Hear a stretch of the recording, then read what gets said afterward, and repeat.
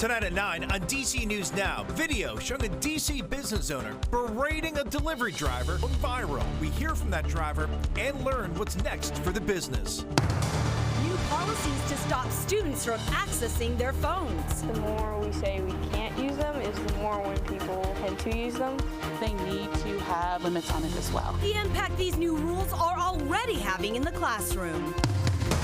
Hey everybody, tracking sunshine for your Friday and temperatures a lot warmer. I have your forecast. It's coming up. And the Washington Commanders scoring big tonight. Now they're playing it forward with the help of Special Olympics. You're watching the station covering all of the DMV. This is DC News Now.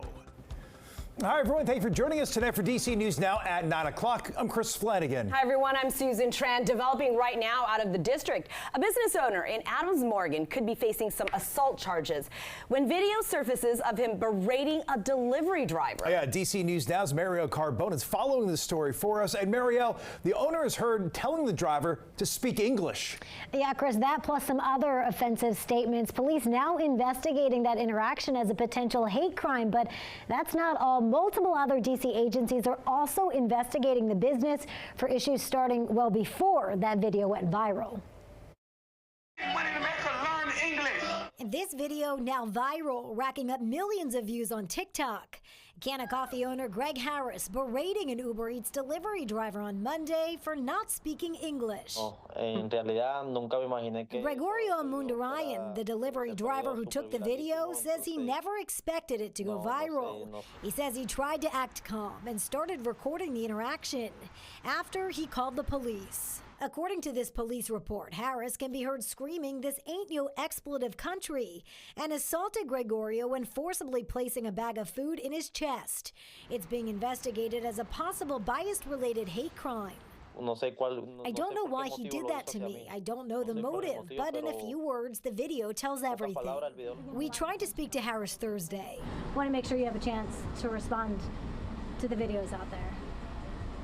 Monday. But he simply told us to tune into a live Instagram feed Monday for a response. According to city officials, Can of Coffee is being investigated by multiple agencies. DC's Alcoholic Beverage and Cannabis Administration sent this warning letter to Harris in May for illegal cannabis operation. At the time, the business was called Mary J's Exotic 420.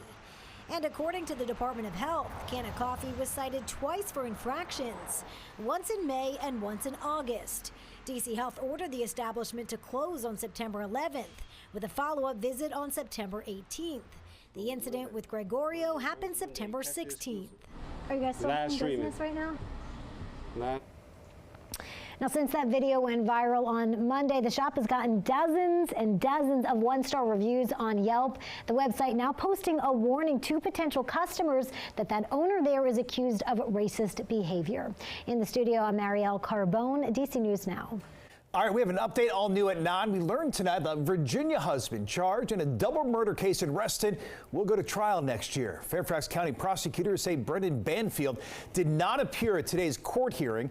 His trial is set for early February. It's expected to last about 3 weeks. Banfield is charged in a double murder plot with his family's au pair. He was indicted in the killing of his wife and another man at their home. The au pair is charged with second-degree murder. You can read more about it right now on DCNewsNow.com.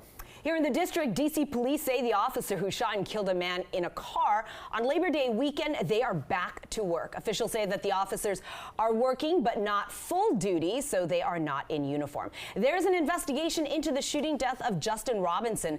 Police say he was found unresponsive in his car with a gun next to him at a McDonald's in Southeast. And when he came to, police say he reached for an officer's gun and they shot him at least 10 times. Robinson's family is asking the DOJ to investigate the police practices and for charges against the officer who killed him. All right, let's get a first check on the forecast. A live look right now at the Washington Monument. It looks pretty clear out there for this Thursday evening. Not bad at all. I know. Chief Meteorologist Janessa Webb is here, and we are already, let's just call it Friday at this point, right? And really. It looks great. Yeah, we're off to a really great start for the start of the weekend, for your Friday. Hopefully you're doing a 3-day for tomorrow.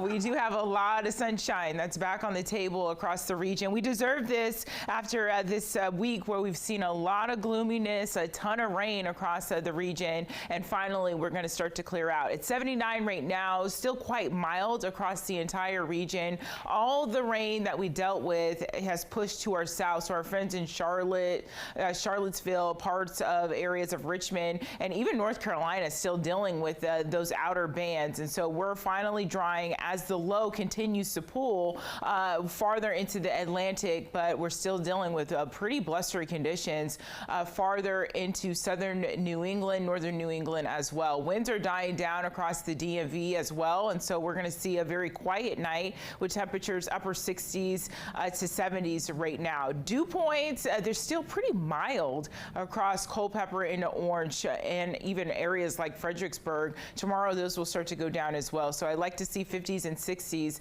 That's nice, breathable air. It's a great looking Friday. We'll start off with partly cloudy skies, and then those clouds start to split apart. We have a good looking stretch of weather that we are about to go under as we head into your weekend. Have your full forecast. It's coming up. DC News Now is your local election headquarters, and early voting in Virginia. It starts tomorrow and it continues until November 2nd. An important reminder now that the Election Day deadline to register in Virginia is October 15th. There is a same-day registration, but that's mainly for people looking to update their information, and you may be limited to a provisional ballot. Election Day, of course, is Tuesday, November 5th. Well, Virginia's new policies restricting cell phones in public schools has been the talk among parents, teachers, and students all across the Commonwealth all school year. Tonight, Virginia's First Lady hosted a discussion on the issue in Prince William County, and even those in attendance had varying thoughts on these new rules. Our Max Marcilla joining us live outside Old Bridge Elementary in Woodbridge. And Max, it's a local discussion really about a statewide issue.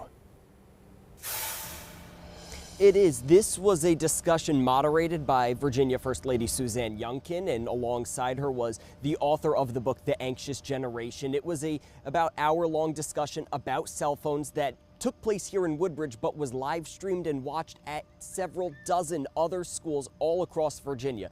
It comes at a time where the Commonwealth is restricting cell phones in schools, a move that has proved to be popular, though there are still some concerns.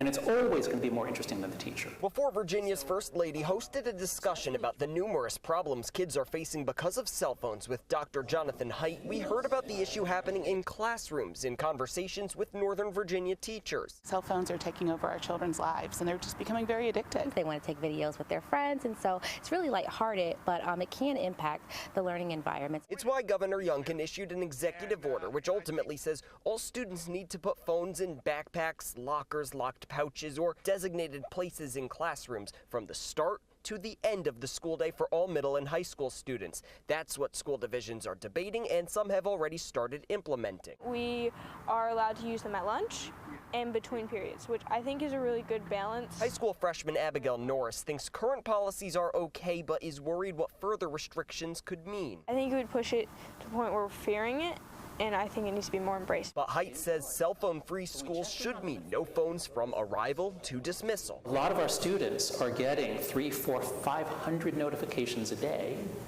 They're getting pinged, they're getting interrupted every few minutes. They don't know what it is to focus for 10, 15 minutes.